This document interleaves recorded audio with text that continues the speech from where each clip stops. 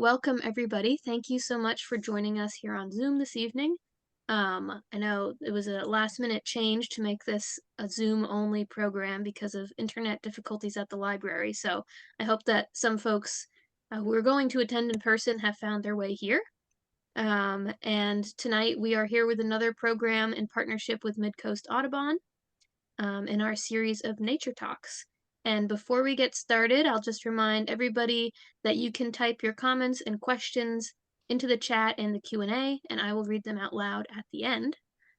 And I'll now turn it over to Will Broussard from Mid-Coast Audubon, who will tell us a little bit about the organization and introduce our speaker tonight. Thanks so much, Julia. Thank you all for joining tonight. Once again, my name is Will Broussard. I'm a board member with Mid-Coast Audubon.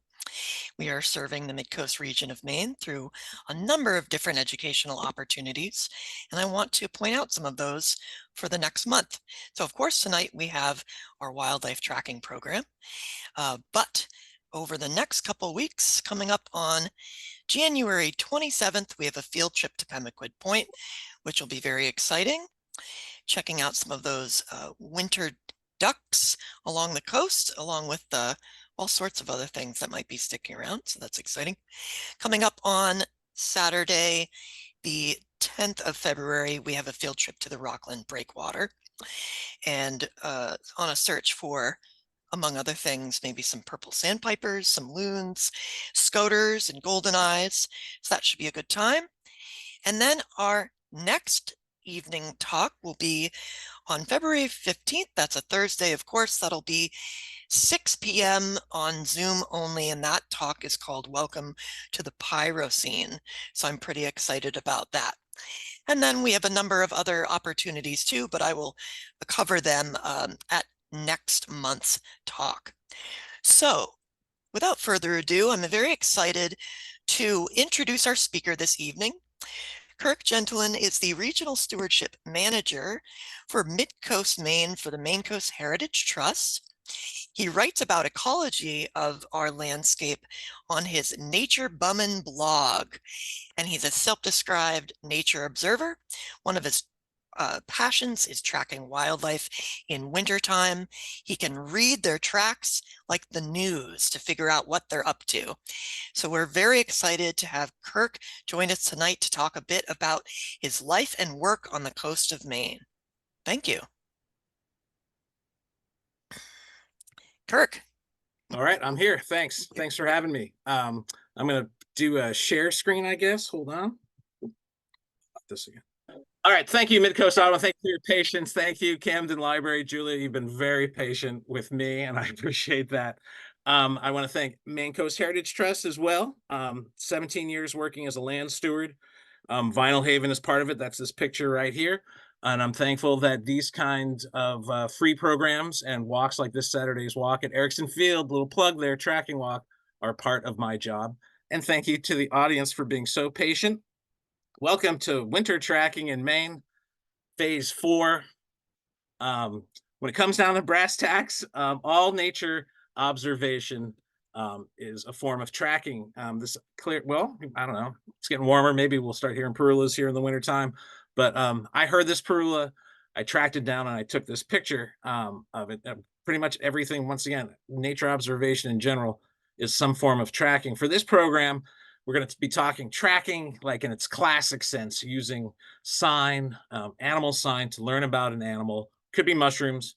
This time it's going to be animals. And we'll talk about a variety of sign to look for, find, and learn from all around Mid-Coast Maine. I refer to myself, Will mentioned it, as a nature observer in that I'm always looking. You can observe just by watching. That's one of my favorite yogiisms. It's a good mantra.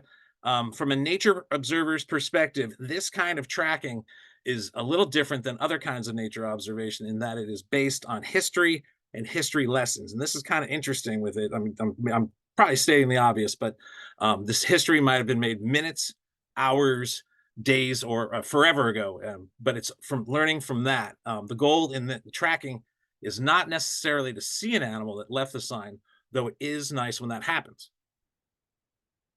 This evening's program will discuss the 4 T's: tracks, tools, tips, and things to look for via photos and stories some of the cool things tracking Mid-Coast Maine for the last 20 years. Winters has shown me. Another mantra that we like to say around here is whatever gets you out there. There's botanists, there's hunters, fishing folks, lichen people, even picnickers, dog people. Some people run on trails. I don't know if you've heard that. But whatever gets you out there, I love hearing about people getting out there and having fun. Um, a belief I believe to be true is we know what we know. I know what I know. I'm interested in what I'm interested in, and not so interested in stuff that I'm not interested in yet. But I know my area. I don't know friendship very well. I don't know other places. Well, I know friendship, in general. But anyway, you can't put the same shoe on every foot. I can only vouch for my own path. Yours is different. Important to hear other voices and other perspectives. Find where you are the target audience. It should be something you enjoy. And all we ask is keep it real and make sure you can laugh at yourself, or at least marry someone you can laugh at or laugh with, excuse me, because being a nature observer is a hoot. That's Amy Palmer. I want to emphasize that there's nothing special about what I do at all. All I do can be found in field guides and personal experiences. Not a tracker, not a birder, I'm not a mushroomer or whatever they're called, the mixos. Tracking such as this has just been part of my natural development as a nature observer, which of course continues to develop today. So there is a little backstory to be told about me being a nature observer. Whether it's important or not, you can decide. A good subtitle for this would be, for this show would be some stuff I've noticed and a little bit about how I got there here through photos and stories. Now, let's begin with some relevant stuff. I did not get into nature observation until almost the very end of my college years. I was about 22 at the time. But first things first, before that, I had a wonderful childhood. Very thankful for that. Thank you, Mom. Love you. Thank you, Dad. Some eye-opening nature appreciation experiences that happened early on that put me kind of in the direction of nature observations. I took the Hardwood Island program off MDI my junior year, the summer between my junior and senior year. Birdwatched for the first time, heard about the University of California, Santa Cruz, where I went to college. Went to a national park for the first time, Acadia, met a park ranger, wanted to be a park ranger. I left that experience being like, I'm going to be a park ranger. This seems so cool. My eyes got opened a little bit. In college, I did what's called the Natural History Field Quarter. Did a lot of stuff, birdwatch with other folks, definitely enjoyed it. My eyes were opened even more. But things didn't really super take hold. I observed nature, but was not what I think of as a nature observer just yet. Also in these early times, I have to say equally as important in my early years was the development of my appreciation for improvisational arts, jazz, John Coltrane, Charles Mingus. My thesis, I wrote my entire thesis while listening to Miles Davis. Grateful Dead, Frank Zappa right here. That's me above. That's me hanging out with Frank. Never with that improvisational stuff, you just never knew what was going to happen next. Anything is possible in that moment, and that's the way I look at nature. It's an improvisational art of which I am part of its target audience, and so are you. And through Zappa, I definitely learned how to laugh at myself, and I do that a lot of the times. I was laughing at myself as I was having yet more computer issues. Anyway, my final semester of college, I took a class called Evolution of Birds. It was not called ornithology because it wasn't a biology class, which meant there wasn't much math or lab stuff to do. It was a normal studies class.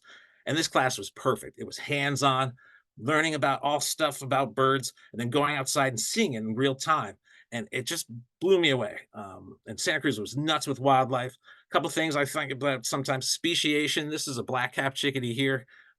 I was just down in South Carolina visiting my mom, and I heard the Carolina chickadee. That still blows me away that there's different species. Like, how does that happen? Songbird diversity. Here's a dipper. We used to see him out in California where I went to school. This is a songbird that walks on the bottom of rivers. Here's a songbird walks on the bottom of rivers feeding its babies. The fact that hummingbirds even exist is just crazy. We took a pelagic field trip with the class, and we saw red phalaropes. We saw a pelagic shorebird, and just thinking about how, I don't know, a whole bunch of birds got stuck out in the ocean. They're like, hey, if we swim in a circle, food comes up. Like, it just how this stuff happens. And tube noses too, on the pelagic trip. This is a greater shearwater. We certainly saw a lot of sooties out west. Tube noses, just pretty incredible stuff. And then convergent evolution was really what hooked me. You got I don't have a good picture of a harrier, unfortunately. Great horned owl with the circular discs around the facial discs. Harriers hunt by sound. They have the same. And just to learn about that and to go out and see it, it was awesome. And you didn't know what you were going to see, but you knew you were going to see something cool. But as far as diversity in the class went, North American warblers were legendary. The diversity, different niches, some across the country, some here. Here's your nuthatch. I mean, well, it's black and white, but nuthatch, everybody knows. Magnolia is my favorite. This is one asleep on a piece of kelp. It just the diversity, everything about warblers was it. And I wanted to learn more and I wanted to see more. And pretty much from that's how I got into bird watching. And instantly it was a birds first kind of thing. And it still is. A few epiphanies from this time, which my wife will laugh at. I probably will hear her downstairs laughing. One was that I could bring my binoculars wherever I went, and I always do. I didn't have to wait till Thursday to observe birds. That was the bird walk of the week. Migration means anything is possible, and it pays to spend more time outside. And I could go on my own, feeling no fear, like how Nina Simone describes freedom. And it was cheap. I had these $55 Tascos and a bike, and that was the key: birding by bike or bird watching by bike. That was the perfect pace for me. A short time later, I got my chance to be a ranger. I volunteered up at Olympic National Park. The bird watching was fantastic, but it didn't take long for me to see I didn't want to be a park ranger. They have to wear uniforms, and there's like strict stuff about tucking in shirts and stuff. So a friend of mine was in Wisconsin working at an environmental education center, and they needed a guy. Literally, they needed a male. Whoever the guy was there before had quit. I had no experience with kids. They said I'd be trained. On my second day there, I was leading low ropes courses, which is kind of a safety thing. Never got trained, which probably ended up being the best for me. And then after that, I just ran the seasonal residential environmental education circuit for 13 years. But most importantly, I made sure my springs, as many as possible, were spent east of the Rockies so I could enjoy the warblers. Wisconsin, Ohio, Tennessee, Cape Cod, Georgia, and then back to Cape Cod with time in California, Maine, Vermont, New York, and ecotourism in Alaska mixed in. I actually moved to Georgia with the hopes of seeing painted buntings, and they come to the feeders there. Who would have thought? It's crazy. These were camps in places, I got to live in places where I never would have lived otherwise. And often these places had a big campus, 300 plus acres, basically for me and the other educators to explore in our free time. Or they were next to a national seashore or a state park. The people were great and the learning was at a wonderful pace. Bird watching by yourself or with a couple of friends, and met some great people along the way. You got room and board and often just enough money to get a field guide or two and to get to the next gig. And the Greyhound bus was my preferred method of transportation for much of this time. 3 times I went across country. Those were great trips. My grandmother used to call it a vagabond lifestyle, but I always kind of thought of it as nature bumming. And I've always wanted to lead the best hikes that I could. And I learned quickly that observing birds with kids is hard. Getting kids to use binoculars is hard. And mushrooms are much easier and kids love them. I am built for comfort. I am built for speed. I'll go with the flow. You want to look at that? I'll look at that. Kids are great. Kids are low to the ground. Mushrooms don't run away if you're loud. We never picked mushrooms at the camps because you wanted to learn them and then shared with the group. And having a group of 10 to 20 kids searching for mushrooms or anything, those were awesome times. I treasure those times. And with mushrooms is when I started taking photos using the camera as a tool. Not too long into my environmental education time, I gained an appreciation for slime molds, tide pools. That's a Maine nudibranch laying eggs. This is Northport, somewhere near Lincolnville. Pond study, we did it all. You learned it all. Astronomy, it was great. There was plenty to learn. It was all hands-on in the moment with kids, and the learning curve was steep. In 1999, about halfway through my environmental education run, I moved back to California, and Loma Mar and the greater Pescadero area, ended up meeting my soulmate and current wife, Amy Palmer, got married at Pigeon Point Lighthouse, and then started working and living there at the hostel and with their environmental education program. And their environmental education program was insane. It was fantastic. I should point this out. That's another view of the lighthouse. That is a elephant seal that had been attacked by a great white shark, went right through the bone, the teeth. Anyway, different angle. But we would take kids to see the elephant seals. We would take kids and they'd see fights, battles going on. That's me. I loved it so much. I volunteered at the state park as a docent in my free time so I could take other kids there. Um, we were in the redwoods. We're tide pulling. These fantastic tide pulls. Look at that. Sunflower star at the marsh. It was great. And of course, tons of monarchs and everything was just great. That was where not only did I meet my wife, but I also met Big Al Jones. There he is right there. But this was the first place I was introduced to tracking. And I was introduced to tracking by a bunch of very serious trackers. They took it serious, or trackers in training. And although I'm not sure how often they laughed at themselves, I felt like they should have a little bit. I went to one tracking club meeting and then to a John Young talk. And it just wasn't for me. I just wasn't the target audience. I mean, following animal trails and shifting dunes or footprints at puddles when there's sand and wind blowing around. I mean, it wasn't too hard or anything, but it also wasn't easy. But most of all, it just didn't seem like fun to me. The puddles and scat and everything were cool, but there was tons of wildlife to see, including what they were tracking. I mean, out where we lived, it was the exception. There were so many pocket gophers and rodents and everything. There was predators everywhere. You could see coyotes at will. Bobcats. I took this picture of a bobcat. I was on my bicycle. I took a picture through my binoculars, the old digiscoping.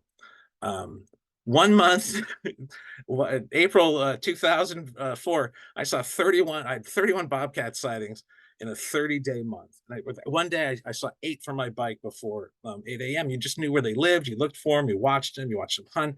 And I remember telling some of those trackers that I'd seen this, and one was like, well, yeah, the trackers have said they've been very active. I'm like, yeah, but I saw this. Like, I just didn't get like the thing. But in actually, I should say this. This bobcat we had to shoo away because it was a place where we would look at stuff. There's Amy Palmer, trophy wife. And the thing was, I was kind of tracking, but did not realize it. And I would do this bike ride. We'd all do this bike ride on Cloverdale and Stage Road and see all kinds of stuff. And one year I found a bunch of red-tailed hawk nests in the eucalyptus. And I figured, oops, gave it away. I figured, well, on this one fall bike ride that I would just really focus on finding these nests and search the eucalyptus patches for them. And I found 6 nests really close to the road. And it turned out 3 were hawk nests and 3 were great horned owl nests. So we got to watch these owls, grow up and fledge at 3 different nests. And the sign that brought us there was the nests. I mean, that was crazy. And now is the time. I'd like to bring this up. We're getting to Maine. Hold on, we're getting to Maine. We're almost there.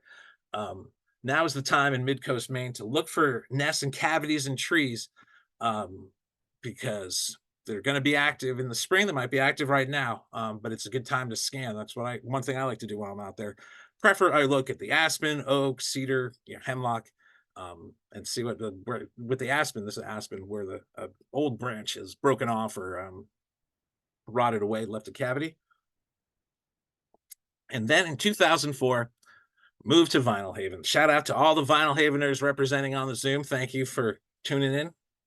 And that winter, 2004, was cold. The harbor froze. Snow fell. This harp seal, this is in the harbor, Carver's Harbor harp seal. That's a hard one to say. And the first walk I took when there was snow out on Lanes Island, we lived right by the preserve, saw this. And it's 3 otters that's 3 belly slides going down a slight incline. And that's when I started to get it. And I realized I'm not a tracker as much as a trailer, in that I like following trails. And you certainly can do that without snow. But man, it is so much easier when there's snow, and it's funner. Tracking on an island also is highly recommended. There's limits to what's out there. As far as tracks and signs, there are not that many choices of different animals. Like with the vernal pools out there's no wood frogs on Vinyl Haven. So if you find an egg mass, it's spotted salamander. And it was a great place to familiarize myself with some tracks. The trails I love as well, but sometimes you still count at toes. We'll just go over a couple basics. This deer with the 2 toe pads, hoof kind of things. Sometimes they show the dew pads behind it. Rumor is that's mostly male. males that do that. But beyond just the track, they also leave scat. And look at this. I feel like this, you can almost feel the heat still coming off of the scat here. You might find deer beds where they rode out the storm and probably woke up and shook off the snow. If you find big ones, big deer tracks, it might be a moose, especially around here. I live in St. George, seen moose a few times in their tracks. Actually, this track was from where's that from? Oh, the town forest down by the creek there. Anyway, one ended up on Vinyl Haven in my time, and it did not last very long. Certainly a lot of red squirrels out there. There's no chipmunks, so get familiarizing yourself with red squirrels. Their tracks, they are jumpers, which if you think of it kind of like bunny rabbit or rabbit, they're going to reach out with their front legs or hands. They're going to land with that first, and that's the lower two, but they're not going to stop their feet from swinging by. That would lose their momentum, so their feet swing by, and it ends up that you have a set of tracks where the hind legs are in front of the hands or the front legs, and that's what this is. But mostly with the red squirrels, you certainly see a lot of this. The squirrel middens, the heaps where they eat their cone on the cob, they call it spruce cones. Snowshoe hare. There certainly is a lot of snowshoe hare on Vinyl Haven. Same kind of jumping, huge feet, so they don't go through. I'm sure I crashed through that snow when I tried to walk by it. You can see the big back feet in front of the smaller arms, legs, or front legs. Lots of scat with these guys. They kind of look like little hamburger buns. They don't taste like them, but they look like them. This is one of my favorites. This is one of my favorites of snowshoe hare tracks. But I gotta say, deer and snowshoe hare, and I'm not that. It's not that great following them. Like they're prey and they're kind of just wandering around, waiting to be eaten. This snowshoe hare went one direction, went back, and when it came back, it kind of made it look like a dragonfly. I like that. Plenty of raccoons out on Vinyl Haven. There was a big die-off maybe 7 years ago. They're definitely rebounding. And they're wild raccoons. They usually would run away from pretty far. With raccoons, you can count the toes. I mean, that's a big thing that folks say. It looks like they got 5. But the big thing with raccoons is how they walk. They waddle. It's like where they move their front and hind legs on the same side of their body at the same time. What you end up is with a pattern like this right here. The left one is small. That would be the front paw, front hand, and the back would be the foot. And then the next set of tracks in front of it would be the opposite. Big one would be on the left. Small one would be on the right. So here, you don't need to count the toes on this. You can just see it alternates, and that's a raccoon pattern, which is pretty cool. Lots of beaver out on Vinyl Haven. It was good to know. Certainly lots of beaver around here on the mainland. Didn't see too many beaver out there. This is a track from here in St. George in the marsh. Don't actually see, I don't see their footprints, their tracks too often. When they are active in winter, often the ice is not strong enough to hold, but you do see when they've been active after a snow. Apparently it wasn't that warm, wasn't warm enough in the in the old lodge that night, so they came out and did a lot of work. They of course do their chews, and here's their teeth. They are rodents, ever-growing orange teeth. This was a skull that I found last year. Here's the molars, lots of surface area for grinding. Pretty cool. Pretty gruesome too. That skull was pretty gross. Muskrats. This is Muskrat across the road. Meg, Brian, and Alita. Hello. Good to have you. I don't know if you're muskrats are out on Vinyl Haven. Certainly see more sign of them here on the mainland. And I actually don't see their tracks too often. I know Kristen Lindquist has seen them. But what I see more right there at the kind of the lower part of this picture is a kind of a mound of reeds that has been put there. See a lot of that, these like kind of temporary huts all over the marsh. This is the marsh in St. George, the upper marsh. And apparently when they're under the snow or under the ice, excuse me, they don't have enough fat muskrats to make it back often. So they have to have these temporary spots where they can warm up. Then certainly see plenty of the smaller rodents. This is a vole.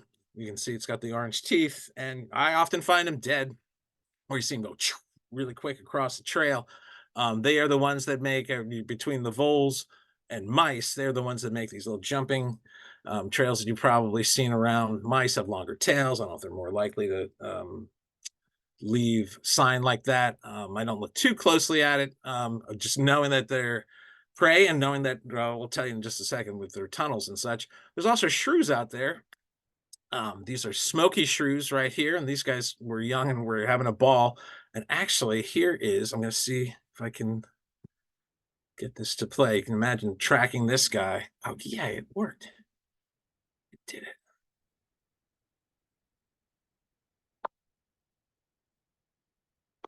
Anyway, they walk around a lot. But then you see their tracks. They tend not to be the jumping. To generalize, shrews walk a lot. But what the big thing is with them are these subnivean layer or tunnels. Subnivean layer at the base of the snow. Much warmer under there often than it is above the snow. All these tunnels and networks.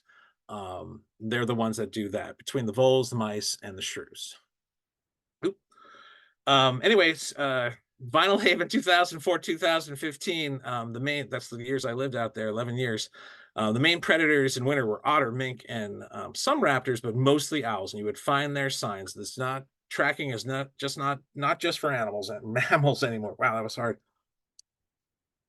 Great horned owl found a couple nests. There were definitely at least 8 different pairs on the island and surrounding islands too, greens and such. Found this nest, and then this was a baby from the other nest at Perry Creek that I found. Both in part because of parts of snowshoe hares. And this, I'm just going to show the leg on this. There was a small pile of snowshoe hare legs underneath the nest of that guy, and the other one had a head near it. I'm not going to show that anymore. This saw-whet owl, there are lots of saw-whets out there, especially in the fall, migrating through. Lots that overwinter, find their pellets a lot. And there's some that breed out there as well. But I found this one because this was about eight feet from my front door where we lived on Vinyl Haven. I went outside to do something, and a chickadee, I've never heard just a really angry chickadee before. And there was a chickadee mobbing this bush, and I stuck my head in it, and this guy turned and looked at me, and it was awesome. But you can certainly know when saw-whet owls are around. Owls do not lift their tail up when they scat. So the droppings come straight down. This is where saw-whet owls have been for a few nights, at least, hopefully, for its sake. Same thing with snowy owls. They make appearances on Vinyl Haven, mostly on the islands around, but sometimes on the island. This is a rock pile, cairn at Fox Rocks, and you can see there was a pellet at the base of it on the other side, but the scat there on the side of it just came straight down from a big snowy owl sitting on top of that. And this is a long-haired owl. And this was kind of an interesting thing. There's an overwintering, or maybe not overwintering, depends on conditions. Definitely they're late fall long-eared owls out at Lane's Island. And for 2 years, I'd been tracking them. I'd been finding their pellets. And then, they're hard to see up when they're up in the tree. I guess they put their face right into the side of the tree so you can't see them. And I would find their pellets all over. And then one day, this is a little pump house, of a neighbor of a preserve. And I looked over and I was just like, what kind of a moron would be putting up one of those fake owls here? And then it flew off and landed and looked over at me. And I was like, oh, finally, got to see it. And once again, I've seen long-eareds out there probably 7 times over these 20 years. But every year I find their pellets out there, even if it's just a few. Some winters, they stay longer. I think they kind of move through. This is kind of a oddly shaped pellet that got stuck in a tree out there in Lanes. I left it hanging there, and over a year later, it was still there. So some of these pellets can really last a long time. Anyway, often, and then this is what I was going to talk about too. This is a long-eared owl baby in a nest, the ninth long-eared owl nest documented in Maine. Woo, found it. Treat Island, MCHT, down East Casco Bay. I don't think they've nested there since. This was 14 years ago or so. But I found this guy because it was crying out. It was begging. And this is just a reminder that if you see owls during the day, especially like this, one of the parents had died, I believe. Probably something is wrong. There's a chance that something is wrong, or they're stressed. So giving space, just be aware of that when you're tracking owls, because if they are in an area for any length of time and I'm tracking them, this is the kind of tracking where I kind of figure there's a good chance I will see it. And this took about 10 minutes of being on Treat Island before saw that little one. But as far as mammals are concerned out on Vinyl Haven, for those 11 years, I can't say what's out there now. I don't track out there as much, but it was really the weasels rule. Mink, um, Amy Palmer spotted this mink and pointed out to me. That was very nice of her. Lots of mink out there, 5 toes, and they often travel by bounds, which is where, especially in deeper snow, which is where your front feet or your back feet land exactly where your front feet were. So it just looks like 2, and you can see boom, boom, boom going across, going away. You can see kind of the splash, snow splash going the other way. And this was a mink going across Old Harbor Pond in deep snow. Old Harbor Pond in the house. And sometimes you can see the distance that this guy was getting. Pretty good distance, you know, even if you use the metric system, it's pretty good. This one is having a little bit more trouble, but it's not because the snow is too deep. It's because it had something in its mouth. And you can see where on the left, there's kind of 2 tracks going on. And the left is the mink bounding. And on the right, it's almost like a ski, kind of 2 skis. I'm picturing a mink with some sort of prey, lobster in its mouth with the claw dragon. Anyway, you might see that. They certainly can walk around as well. This is a mink from a mink that went into this tunnel system to go after rodents. They will hunt in the subnivean zone. They're kind of the biggest of the small weasels, I would say. But that's probably not a good way of saying it. But they get in there. The only time I ever see sign of otters going through tunnels is if it leads to a den. It's a very, very short mink, have no problem with it. Scat, mink leave a lot of scat on Vinyl Haven. It's mostly fur. They eat a lot of rodents out there. And this one, you can tell you can tell 2 things: that this is an old picture, and B, that I'm not too good at touching up pictures because it's got that one blade of grass. Would just be a perfect picture with that little pointy thing there, tight, twisted, the stellid scats. But one of probably the coolest thing with the mink out there, which is something I did not know anything about, not that I knew anything about, their scat before I started tracking them either. But this is out on Lanes Island, and 2 times on Lanes Island. We lived on Lanes Island, was out there a lot. Lanes Island is the best. And after a couple of years, after being out there, knew where the trails were, where the mink trails were, where they cross the trail, where they go and you see their scat.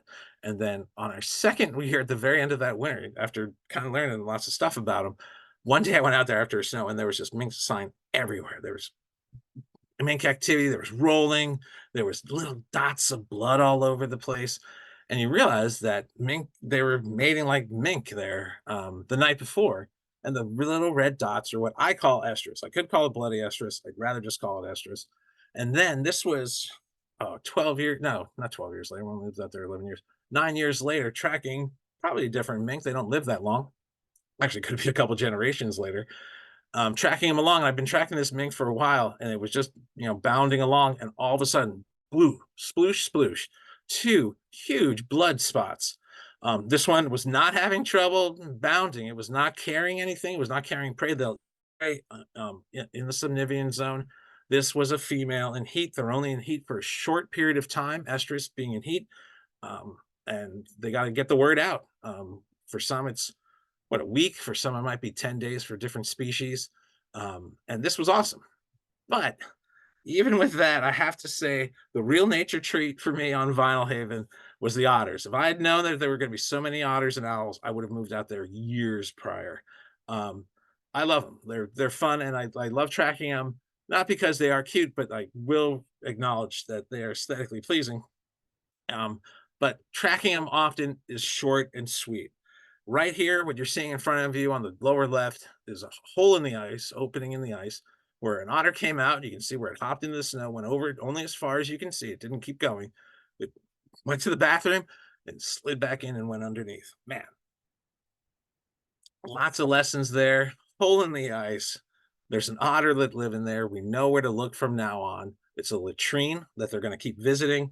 And you get to know what they've been eating, which is fun. And they will bound.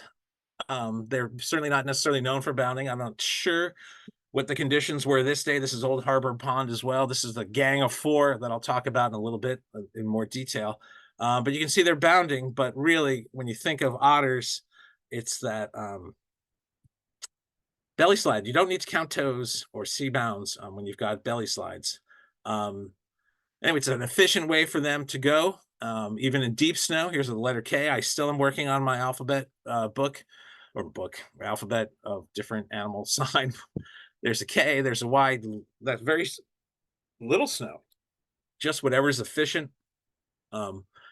And when it's really deep snow, I found, excuse me, and a couple different times that, well, if it's really, really deep snow, they won't even go through it. They'll just probably go under the ice and fish.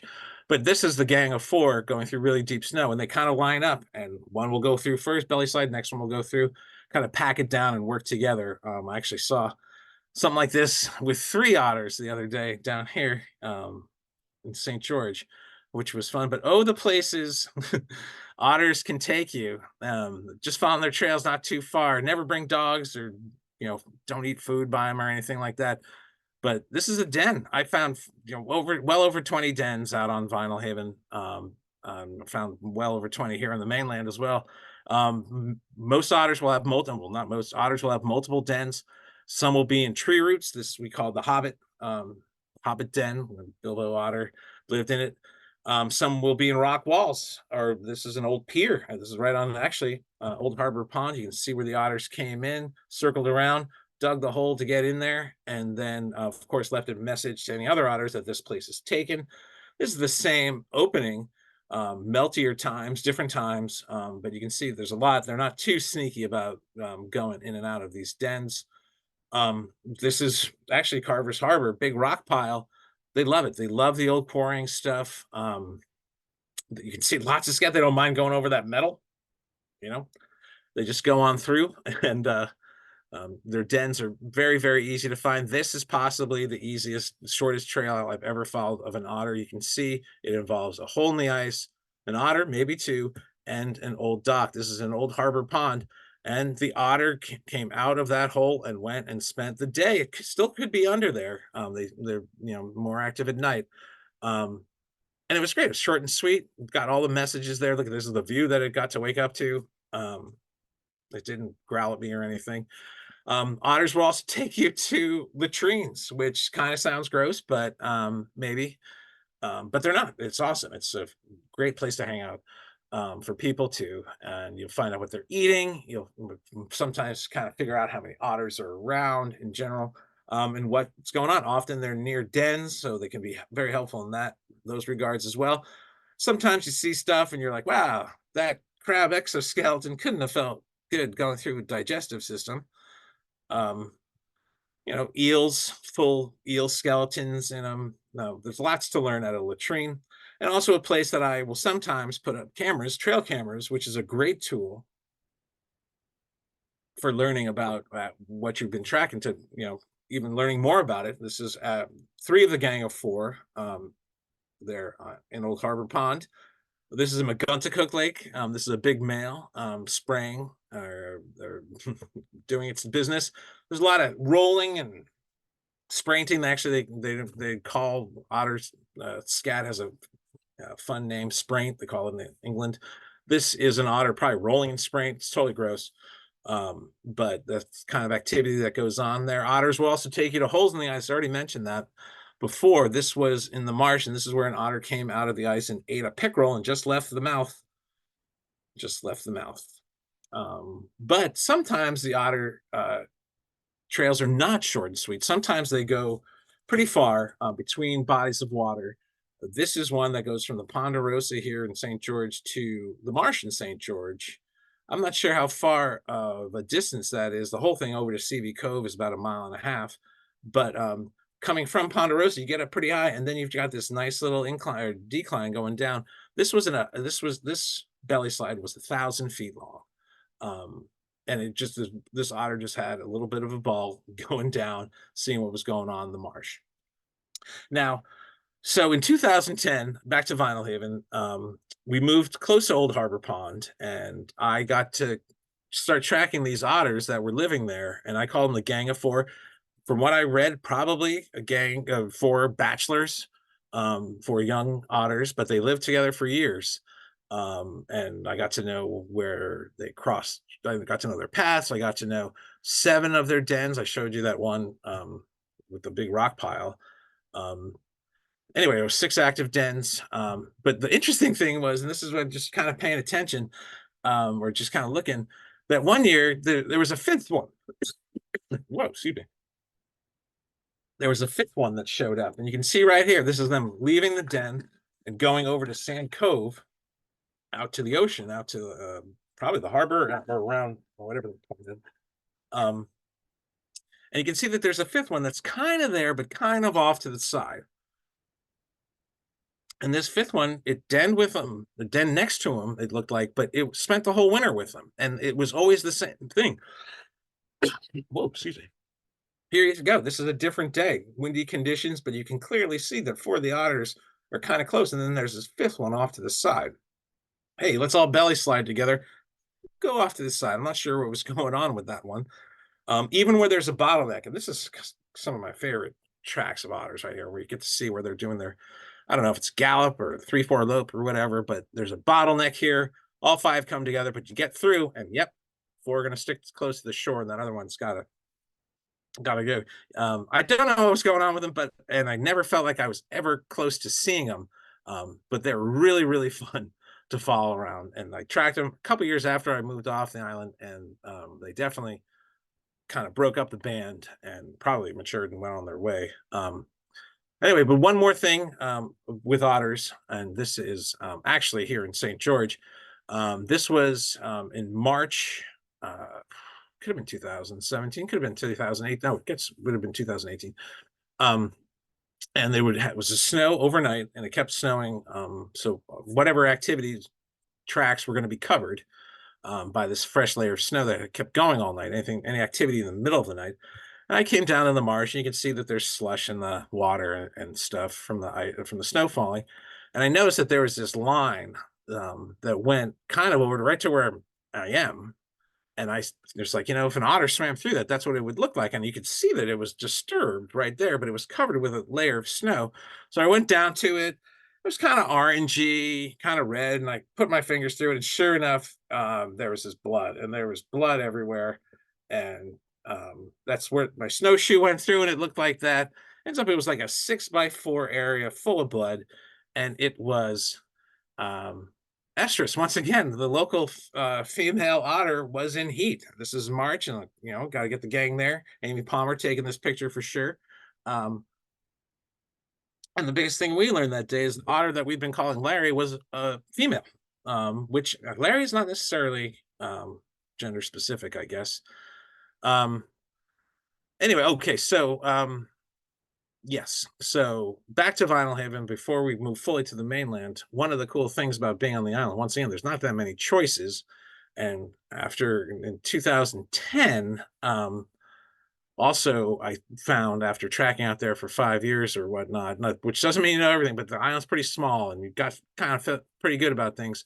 I saw a path that was a direct register. And if you're looking right here at this picture, which I hope you are, this is from the mainland. But a direct register is when the back foot lands exactly where the front foot was. And it results in kind of a straight line of tracks, or kind of a straight line. You see right here, there's 2 straight lines coming towards you to the left. They're coyotes. And on Vinyl Haven, I'd never seen anything like that. And I found this set of tracks in March one winter. I was just like, oh my gosh, this is awesome. And actually in this picture from the marsh here, you can see the 2 coyotes. You can really see the difference between trail pattern with the otters. There's 2 otters that would have been going away. They probably didn't cross paths or anything. Anyway, so I was very excited to keep tracking them. And then, of course, it didn't snow at all. Didn't really tell anybody about it. And then about Halloween, I spotted it with a friend in the basin. And so I was very excited. Folks didn't believe it. And that's fine. But I was very excited to go tracking it. And sure enough, the first snow. Oh, and I should say tracking, counting toes once again. The animals that do the direct register are going to be your wild dogs or cats, bobcat, coyote, foxes. Domestic dogs can do it, and some can do it probably for a little while. but not like this is forever going with these direct registers. Apparently, the most efficient way to walk through snow, to walk through grasses. Um, anyway, so I went out and looking in the four toes, and you can see the claw prints. So you know it's not a cat, very tight. With the coyote, kind of a thin track but big. And I went out and I found a trail. I followed it, and the snow had just happened the night before, so I knew it was fresh. And I came to this little patch of fuzz in the woods, and I was very excited. And I spent probably 10 minutes with this. Very excited. Then I went around the corner. And I found this, and throughout that night, the coyote that was on vinyl even had, I don't know, maybe killed this deer. I don't know, maybe found it dead, but it totally ripped it to shreds and had stashed it all over the place. Um, and it was awesome. And so I put up a trail cam. Actually, I put up a trail camera. Well, what was funny, I didn't have a trail camera here. I went back home the next day. Or 2 days later, I went back to go put up a trail camera. Could not find this, which drove me crazy because usually I'm really good at finding stuff, refining stuff, and knowing my way around. But it looks so different because the snow had melted. I could not find where this was. Put up a trail camera, came back. This was actually supposed to be an otter spot. Came back. There was 800 pictures on the camera. The first one was this. Then the next 799 were of the tide going up and down. Worst spot I've ever had putting up a camera. Anyway, which was interesting because there it is. And it's doing the direct register right there. Looks very similar to this coyote, which I took pictures of here in St. George. These are what, coy dogs, coy wolves. I don't know. I don't follow that kind of stuff. The coyotes that are here are relatively recent. Mid-Coast Maine, or Maine in general, relatively recent addition. They did not come from the south. They went apparently around the Adirondacks, around the Appalachians. I don't know. And mixed in with wolf and dog blood or genes or whatnot. And they look different. This looks a lot different than the coyotes out west. This is what a coyote looks like when it's pooping on my compost pile. And this is what a coyote looked like in my backyard last year. And this was what it looked like when it was hunting. But the thing with the coyote tracking, I have to say, it was really cool out there. But one day we just tracked and we followed it for miles. My friend John and I, we must have gone like 7 miles. And it took us all day, and it was just exhausting. And we was hard going, but we followed it and followed it and followed it, and bam, there was a dead deer in the snow that this coyote knew of. Then it turned, and bam, bam, bam, and bam, there was another dead deer in the snow. We followed it forever. We realized it probably took the coyote like 40 minutes to do this whole walk. It took us all day. So I like to follow them, but I don't go too hardcore with them. While we're at it with direct register, I mentioned the claw marks before. This is a bobcat track out here. Bobcats are great. I used to see a lot of them in California. I've not seen one in Maine. Kyle Cook has seen more coyotes than I have in Maine. But I get to track them. I have to say, where I live in St. George, they trigger my camera every now and then, but I don't see their tracks and their sign all that much. And so this is kind of a case of, you know what you know and what's around and what's close. Even though I do love bobcats, you can see they have the retractable claws, kind of like in the Ice Age movie. Counting toes can be kind of misleading. That looks like 6 toes. Anyway, this is in the marsh, and this is where 4 bobcats walked across. 4 bobcats walked across the marsh one day. And I'm figuring that it was female with young, pretty big young, or I don't know if a group of 4 would get kicked out and walk together. But what I figured that they were young, you can see the direct register. Those are nice lines. But right here, you can see where one of them got a little excited on the ice and tried to run and show off. I'm guessing show off. I'm anthropomorphizing, but it totally slipped. It didn't totally eat it, but it came close. And I love taking pictures of where animals slid on the ice. It just, I don't know. Anyway, I like getting pictures of that. This is a picture to remind you that it's not just mammals. Those are turkey tracks going across. But probably, no, we're definitely on the mainland, fully switched gears to the mainland. There's no porcupines out on Vinyl Haven. But I find porcupines to probably be one of the most charming, certainly the most charming rodent, but just a great animal to track. I really like them. And they're crazy. This one, in the wintertime, this one sat through a blizzard. That is a huge chunk of ice on the face of that porcupine. and they walk and they leave a trail. I mean, sometimes I guess it is more efficient, better just to ride out a storm and sit up there in the tree. And I see it often. Not often, but I've seen it several times. But they will walk and they waddle, kind of like a raccoon. They don't leave that same pattern. But what you get is kind of a pigeon-toed, kind of a braided pattern. And in shallow snow or short snow, it's like this: shallow, short snow. But when it's in deeper snow, they act like a snowplow. It's a beautiful braiding that goes around. They're easy to track. Oh, here it is again. This was just last week. That snow. This was last Monday, where one plowed right through. Once again, they're rodents. They got those bright orange teeth. There's one kind of grinning. And they're easy to track. If you're out there and there's lots of snow around and you see one tree that's got lots of clippings underneath it, take a closer look. You might see some nuggets below it and maybe some urine. It doesn't even matter if they've been eating. I feel like they were just nonstop. They're just pooping the whole time. Porcupines, one of the ones that is kind of easier to find. Fishers have been another one that I've totally enjoyed now being on the mainland. There weren't any on Vinyl Haven when I lived out there. There's always rumors. I don't know what's going on, but on the mainland, they're just about everywhere I go. Five toes, once again, pretty big size track. When I first saw them, I was like, what is this little otter doing? They even kind of move like otters. This is one in shallow snow, going across ice in the marsh. This is an otter. It's a very similar, I don't know, gallop, lope. I don't know what they are, but they're cruising.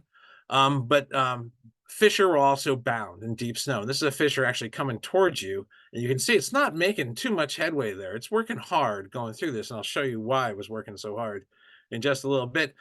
But they also have this charming thing where they go up onto branches. They love to go on leaners, logs, and they're very delicate. You can right here in front, and you can often see from a distance where a fisher has worked its way. A fisher on this one went from left to right, hopping, and did not knock the snow off of this not very big tree that had fallen over.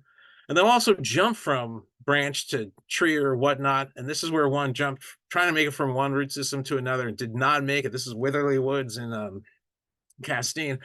And so what you end up with is kind of a cool body pattern. You can see where the tail was as a fisher. You can just pick, hooray, and landing. Fisher scats, certainly not as much as you find with otters, and latrines are everywhere.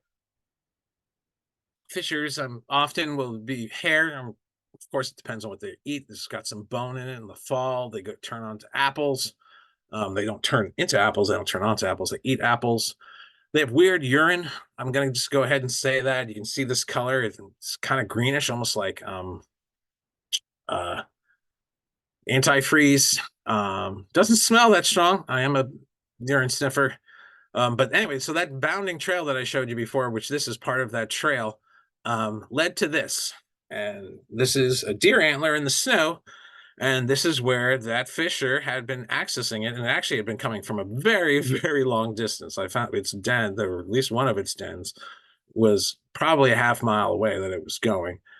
So I decided I was going to go away for 10 days, and I didn't decide that. I was going away for 10 days. And when I found this, I put up the trail camera and I came back, and there were 3,200 pictures on the trail camera, and 2,800 of those were of the fisher. Most of them were at night, which were kind of tough to see, or not tough to see, just were cool to see. But this one morning, it came to visit.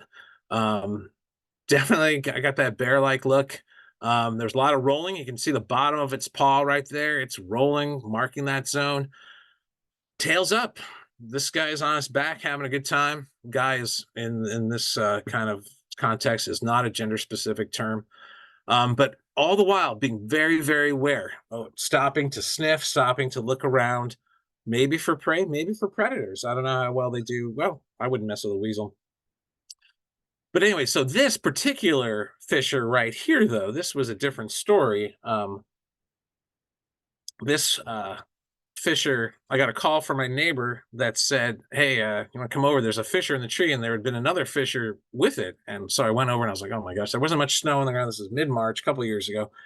So I backtracked. There was snow on the icy patches of the woods. This guy came down and took off. And sure enough, I found spots like this. And there's that little dot of blood once again. Fisher estrus. I was going crazy. And so when I heard that the fisher actually had been kept going to that spot, kept on being treated at that spot, there's only one reason really why a fisher would hang out like that, and that is to mate. So I went back and checked out the area, and sure enough, this is an aspen tree, about 30 feet up, right near where that fisher was. A very highly marked at the base of the tree, lots of scats. This is what's known as a natal den. And she had given birth to 3 kits. They call them kits, the little ones. And then what about 5 days later, 7 days later, she went into heat, and she was open to, open to mating. And so she hung out by, kind of left the ones there, mated.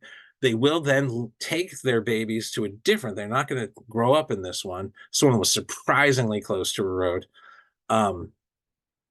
But this was the one that I had been looking at for years. And this is the one where I knew that the fisher, the female fisher, had used as temporary den. She had, these cavities are all over the place. So know of a lot of them. Anyway, she had been hanging out by this tree. And so I put up the camera, and I put up a couple cameras, and here late May, so that was March, late May, I got this of her taking her youngsters down to the bottom of the tree and making them climb up. She was teaching them. This is probably the first time that youngster has been out of, the kit has been out of the den since they got moved there. This is the different angle. And watch this. She just put that one down there. She went back up, and she's going to go get the other one from the opening that's pretty high up there.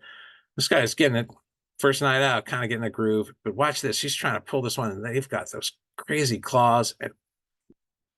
And oops, that's the one I just did, I think. Anyway, and then this one, see, I can hear it. I don't know if anybody else can. This is the baby that first night. They just kept on getting dragged down. It was the middle of the night. And then I rearranged the camera so I could get one up higher. And this is a couple days later. And she kept on pulling down these babies, and there she goes. And this it was getting a little different at this point. At this point, the babies were trying to leave on their own. The kits were leaving on their own, and she ended up pulling back. Look at that. Whoa, almost. I could watch these forever. This is her, I believe, well, there's 3 of them. You can only see 2 of them here. I think she's checking on the 3rd, maybe. And now she's going to try and grab that one and bring him back up. Because it's time to be in the den. This is the one, I think, where she actually stuffs that kit in the den, or tries to. They've got these crazy claws, obviously, to hold on to. And this was a picture I got, kind of a freeze frame of one of the videos, and you can see that back leg. They've got this great adaptation where they can rotate their back feet almost so it's completely backwards, but they still, and the claws are facing the wrong direction, but they still run and use them, and they have complete control over their movement. This is one, the female bringing up a squirrel. And after about 4 or 5 days of this, I would imagine that den was pretty gross, and they moved on, and I've not seen a fisher at this tree since, but it was a great ride. We're going to finish up with foxes. I know we started a little bit late. Apologize for that. Technical difficulties. But there's 2 kinds of foxes around that we see: gray fox, silver fox. Some people call them. I like silver fox, and gray fox, and red fox. This is a gray fox. They have a lot of hair on the bottom of their feet. I don't have too much. This is a clear case of you know what you know and you see what you see. They're around. You see dark tip of the tail. That's about what I get on the trail cameras with them. So you get about 10 seconds of not much. Whoa. But they are around. They will climb trees. I've seen them on the ice. They're wonderful. Dark tail, pretty light all over. Other than that, this is the other one, the red fox. And this is a picture from right here in St. George. I was given that great blue heron as a housewarming gift when we moved to the mainland. I won't name names, but his initials are Don Reamer, and he gave me this great blue heron, and I decided it would be fun to put it up on the trail that goes between the school and our house. And then one day I noticed that one of the legs was gone. So I put up the trail camera, and sure enough, there's a red fox hopping up there. This is noon. This is 2 seconds from noon on a school day. There's hundreds of kids right next door. Red fox are around. They're great. Look at it. I like this. This is in my backyard last spring. With the white at the tip of the tail, dark legs, very distinctive. Always kind of have that look to them. But this is what's happened this week, and this is was very, very exciting for me. That snow 2 Sundays ago, the 8th was the Monday. This is the second day of the snow, and I just, second day of snow was usually not as good. But I went out and I saw this. I saw a fox trail, a red fox trail, deep in the snow, and they walk through the snow, so it's a little bit of a plow-like. But this is fox urine. I was a little bit curious about how red it was, maybe a kidney issue. Also curious about if they hop while they're doing this. Like I don't know. Like I'm not sure anatomy-wise how that works. This guy Dan, who I'll mention a little bit later, happened to mention to me that their males at this time of the year will have bright orange urine sometimes, and I figured that that's what this was. But there are so many spots. I've followed rich fox trails before. This had so many urine spots. It was incredible. And there you go, nice tight. Well, a little bit round. It's not so tight as the coyote, smaller, showing the claw spots, but it led to this, and this was a bloody mess. And there was this huge patch of blood and a trail that led to this where almost every set of footprints, had a drop of blood. And so I went back and looked it up, and sure enough, I mean, I probably should have known this by now, but you know what you know. I'm really good at seeing stuff and then looking it up. This is fox mating time, and they have 6 days out of the year, up to 6 days. And one source mentioned an increase in urine, nothing mentioned blood. Nothing ever mentions the blood. I keep on seeing it. Here's one of the tracks with blood in it that led up to it. So pretty much in the back in the woods around here, there have been some randy foxes, and still could be all through January, I guess, is the time. And so that has been the most recent thing that's been happening. Just a quick couple things, and then we'll let you go. Appreciate you hanging on later. Advice: get to know your tools, get to know your field guides, get to know how to use your camera, trail camera. This is me and Leaf testing out a camera on Vinyl Haven. Remember, you're going to attract stuff. This is a raccoon that apparently knew that the camera was there. They call these smelfies. Sometimes vandals will come and prank you, and if I ever get my hands on this guy, it'll be one of those things. But we do make sure you share if you find stuff. I love hearing about what folks have been finding. I love seeing things posted. Anybody having a good time outdoors, I just love seeing it. So this is just we have some walks coming up. I've got a walk this Saturday on the 1st with Coastal Mountains, and then a talk, I think February 13th at Mary Spring. That's just on fishers, and then another tracking one up there. And it's always good to hear different voices and different perspectives, and what, if it's the way I present things can grab you. There are outdoor schools with tracking programs right here in Maine. There's one called Leading with Nature. Dan Gardicke, who seems like a nice fellow. And there's other ones around. So there's lots of options if you want to take it to a different level or a different direction, but find the fit that's right for you, and we'll see you out there. That is my talk. Thank you.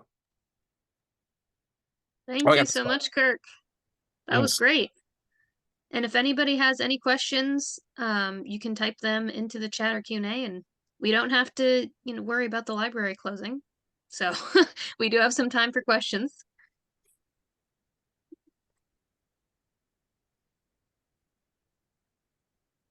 Well, maybe I can ask a question then. Kirk, do you know what's the time of year when like birds of prey start to make their nests? I guess I'm thinking mostly like eagles and barred owls. Well, eagles, it's early. It's going to be February, and that's the same thing with the great horns. Barred owls, barred owls are weird. I don't get barred owls. I think it's because they're cavity nesters. Like great horn, well, I mean, saw-whet owl nests aren't that hard to find, but there's something about barred owls. Like we have them in our neighborhood here, and I swear, if you asked anybody in the neighborhood where the barred owl nest was, each of them would point in their backyard. Like it's right here. It's got to be right here because they're always here.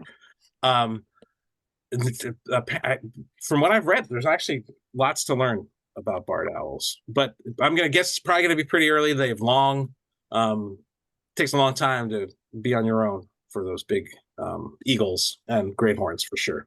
Mhm. Yeah, the great horned owl nest that I showed that was in an old osprey nest. That was in 2015, where we didn't see snow until May, or we didn't see the ground in our yard till May. There was so much snow, and I mean, they've been in this exposed osprey nest. These eggs they've been sat on in February and March. They hatch in March. I mean, they've just been out in the snow, and that's why great horned owls are tough, I guess, or something. But Hmm. We have a question from Mary. Any suggestions about flying squirrels? Had a set of curious events here in Freeport where it seemed flying squirrel was a solution. where flying squirrel was the solution.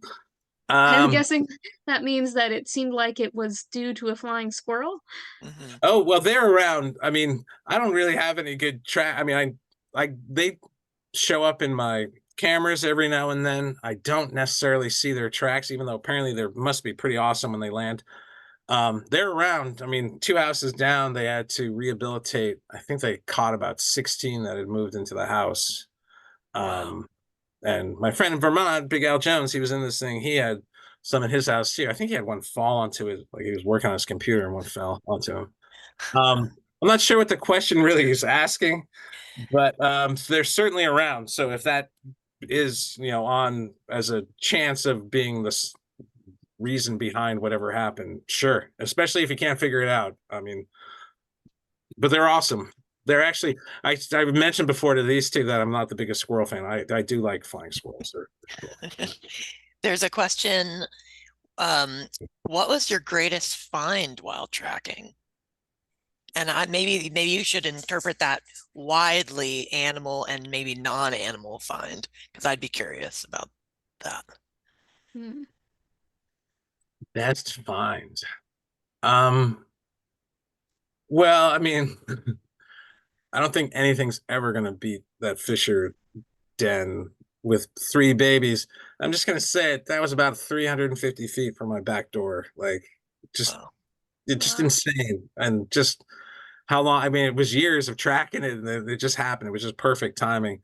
Um, Probably my favorite though, and this is not, I mean, I mentioned mushrooms before, tracking king boletes up in Haines, Alaska. And I would get out and I would pick some, or you'd pick them, and then you'd get back a couple days and see what else was there. And you'd see all the ones that you'd miss, and you'd get on your belly and you'd see the mush humps where they pushed up the moss. And I always thought that that was tracking. So that was probably my favorite one. Good question. Yeah, that's an interesting question. Yeah, Cool. so many great finds that you shared with us tonight. Yeah, there's a lot out there. Here's another question. Can you give some general tips about where to set up trail cameras? Well, not where it's going to pick up the tide going up and down, or the sun. If you can have it facing north, it's probably better because the sun will sometimes trigger it. I mean, a lot of the otter depends on what you're trying to go for. Trails can be tough. I had it because they just keep going. My advice for cameras would be to get one that takes video. I mean, for years I only had the pictures, which is great, but when you can actually see them moving around on the video, it's really fun. Then you see the tracks differently. Um, Certainly latrine. If you find a dead animal, a kill site, that's a fun one to put out. But in my backyard, or in the woods back here in the backwoods, there's a spot, kind of a bottleneck, where all these animals end up having to go through. If you can find something like that, don't put it facing the trail. I would have it, along the side, perpendicular, facing the trail. The animals will hear the camera. The animals sometimes will smell it, or even when the lights, even though they can't see the lights, might make a sound. If you're further away, trying to get them to come towards you. I mean, maybe I don't have the best cameras, I'll admit that. But definitely marking spots. There's a spot that I have not too far from here, porcupine marking spot, which has ended up, you think that it's a latrine for a porcupine, and then it ends up that otters go there and coyotes go there, and gray fox and everybody else. So I like latrines. I mean, you're going to get videos of animals going to the bathroom, which is funny. I think it's funny. It's interesting. Multiple species will use the same spot. Yes. Yeah. I mean, the latrines are kind of, bulletin boards or whatever, message boards to let other animals know what's going on. There was one on Vinyl Haven, City Point Road. There's actually an otter den from the Vinyl Haven ferry. I know where there's 4 otter dens. Tracking in the winter from the ferry is awesome after a snow. You can see where the otters have been all over the place. But there's one at City Point where I would say the latrine is half otter scat or spraint and half, regular dog stuff that the animals just I mean, they're attracted to it. They smell it. I mean, it's like when you take your dog for a walk and every smell, I mean, that's what it's doing. It's marking where some other wild animal is marked or another dog. So Gail asks, well, she says, we've had a gray fox family in our backyard a couple years ago, but haven't seen them since. Do they have big territories? That I don't. Gray fox is kind of like but I mean, you don't see him that often. But then again, like my friend here in town, I saw one go under his house, or under his barn. I wonder if it's like, excuse me, I wonder if it's like the fisher, even though I assume the fisher's fine. Probably feeding those 3 babies, ate all the food, ate a lot of food. The dens are probably pretty gross. Move on to the next zone. I don't know specifically about gray fox, though. I'm sorry. That would be probably not too hard to look up. But yeah, some of them, I mean, they definitely wander. I mean, I have not found, I followed lots of gray fox trails around here, and I don't think I've ever even come close to finding the den. They will cover territory. And that's why, I mean, they're fun, but you're in it for the long haul, where like otters, you're like, okay, that's sweet. That's it right there. So I would guess probably pretty good size. I mean, I'm guessing, I don't know, but maybe multiple dens on a proper territory. I'm wondering if you've tracked any bears. Not in Maine. Up in Alaska, I used to, my wife and I used to lead bear and eagle tours. And then you'd go hiking. There was a wetlands not too far from my house, and I would go tracking moose, which was great until one popped up like right next to me or really close to me, which was kind of sketchy. But you'd track bear. I mean, bear is one of those things that, at least for me, other animals I don't mind coming across, like bears, mountain lions. I've never been around where mountain lions would be in the snow. That would be fun. But no, I've never, I mean, I guess they're kind of hibernating anyway in the wintertime for the most part, but. Right. So as far as wintertime goes, it would be tough. I certainly, find their prints or their scat. It's pretty obvious, but, and it's obvious up in Alaska when there's a lot of bears. Yeah. And one more question. Alan Hayes asks, are there seals around Vinyl Haven now? Are there seals? Yeah. Oh, hi, Alan. Good to hear from you. And everybody else too, Gail. I don't know. Are there seals? Yes, there's actually quite a few harbor seals around. The gray seals right now are in Seal Island, giving birth and doing their mating thing. They're, for whatever, how long they nurse their young. So not too many gray seals around Vinyl Haven proper, but certainly Seal Island. But yeah, no, there's harbor seals. I mean, they kind of thin out a little bit, but I'll still see 20 plus if the tide is right from the ferry. Cool. All right. Wow, we have a lot of comments also saying thank you, great information, great presentation, great photos, loved all the photos. Thank you, Kirk. So thank you so much. Also, thank you from Margaret and Greg. We learned a lot as always. Oh, Margaret and Greg. All right, cool. Yeah. Well, thanks. Thanks for having me. This was a blast. Thanks for Yeah. everybody. Yeah, I want to go get out there now and see what I find. Yeah, well, I want to go out with you. Saturday at Erickson Field. What time? I knew you were gonna ask that. It might be 9:30. It's on the MCHC website. It's online. Yeah, it's online. I'll find out before. Yeah. Okay. Sounds good. All All right. right. Thank you so much. Good night, everybody. Thanks.